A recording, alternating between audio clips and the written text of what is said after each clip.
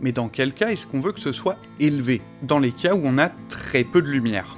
Donc souvent ça va être la nuit, ça va être l'urbex en intérieur, ça va être ce genre de choses-là. Et changer cette valeur, votre appareil il sait le faire tout seul.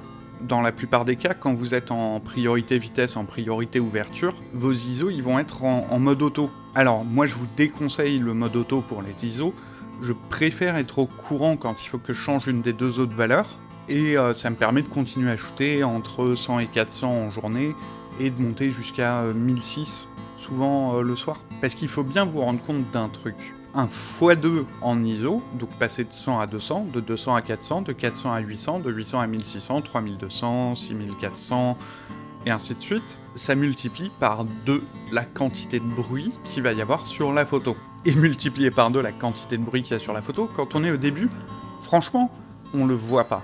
Mais dès qu'on commence à avoir du bruit, si on prend un step en plus, un pas en plus, dans cette sensibilité ISO, on va voir plus que ça.